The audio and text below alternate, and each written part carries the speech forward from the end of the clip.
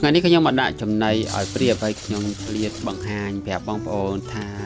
តើធ្វើយ៉ាងណាឲ្យសបកព្រៀបយើងពងព្រៀបយើងនឹងពងបាននឹងញាស់បានល្អបងប្អូនគ្រប់ជំរាបសួរពុកម៉ែបងប្អូននេះគឺសបកព្រៀបដែលខ្ញុំទុំធ្វើថ្មី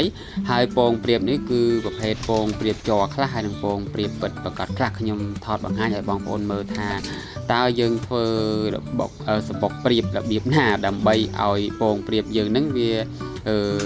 នៅចំកណ្ដាលហើយព្រៀបយើងមានក្រាបមានកម្ដៅហើយនឹងញាស់បានល្អlike ដើម្បីលើកទឹកចិត្តហើយ comment ដើម្បីសាកសួរអំពីរបៀបចិញ្ចឹមព្រៀបនិង subscribe ដើម្បីបានវីដេអូថ្មីអំពីអ្នកចិញ្ចឹមព្រៀបមុនគេបងប្អូនសបកព្រៀបនេះគឺខ្ញុំធ្វើឡើងពីកងប្រាក់គេហើយនឹងសំណាញ់អីនៅសល់ក្បែរទ្រុងព្រៀបទេបងប្អូនយើងមិនត្រូវការចំណាយលុយឲ្យច្រើនទេមើលទៅមានតែវិសហើយនឹងសំណាញ់ដែលយើងសល់ហ្នឹងហើយកងប្រាក់គេប្រទះតូចដែលយើងសល់នឹងកាត់ធ្វើសបកព្រៀបហ្នឹងយើងយកមកធ្វើទ្រុងព្រៀបហ្នឹងយើងយកមកធ្វើសបកព្រៀបបងប្អូនហើយសបកព្រៀបព្រៀបមាន់គឺយើងធ្វើទទឹងវាអាចនឹង23 25ហើយបដ ாய் របស់វាអាចនឹង28និង30បងប្អូនអាចមានឈើប្រវែងប៉ុន្មានក៏លៃតាមហ្នឹងទៅហើយសបកព្រៀបនេះវាតលាយសម្រាប់ព្រៀបមាន់យើងហើយធំក៏មិនធំតូចក៏មិនតូចវាល្មមតែម្ដងសម្រាប់ឲ្យពងព្រៀបយើងក្រាបហើយនឹងវាកម្ដៅពងវាបានញាស់បានល្អបងប្អូនសបកព្រៀបមកឌៀនវិញគឺវាអាចធំជាងហ្នឹងវាអាចទៅដល់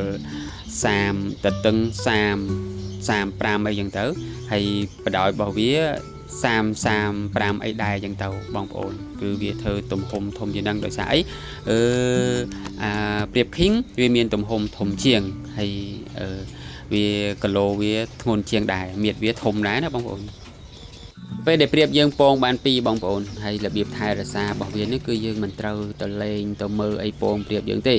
ហើយពេលវាក្រាបបាន10ថ្ងៃយើងអាចទៅឆ្លោះមកពេលដែលឆ្លោះហ្នឹងគឺយើងចាប់មេព្រៀបយើងចេញវាវឬមួយក៏ព្រៀបយើងវាទៅស៊ីចំណីអញ្ចឹងយើងចាប់ដើមមកឆ្លៀតឆ្លោះមកផ្លេតណាបងប្អូនអាណាដែលវាមិនមានមេជីវិតយើងដកវាចេញមកអាណាមានមេជីវិតយើងនឹងក្រាបឲ្យវាក្រាបបន្តដើម្បីញាស់ដើម្បីក្រាបញាស់វាដឹងតែញាស់ហើយដល់ពេល18ថ្ងៃក្រោយមកគឺវានឹងញាស់បងប្អូនបើសិនណាបងប្អូនឆ្លោះទៅអត់មានឃើញមេជីវិតទាំងអស់ហ្នឹងបងប្អូនអាចដកចេញមកដកពងព្រៀបចេញហើយដកសបកព្រៀបនឹងចេញមកដែរបងប្អូន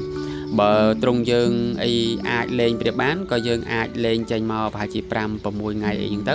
ចាំយើងចាប់ដើមរៀបសបកបន្តចូលទៅវិញហើយត្រូវសម្អាតវាឲ្យបានស្អាតមកអញ្ចឹងវាចាប់ដើមពងម្ដងទៀតហើយតែចំណាំណាបងប្អូនពេលព្រៀបថ្មីបងប្អូនព្រៀបថ្មីយើងមិនត្រូវពេលវាក្រាបវាអីគឺយើងទោះបីជាពងខូចក៏ដោយយើងមិនត្រូវ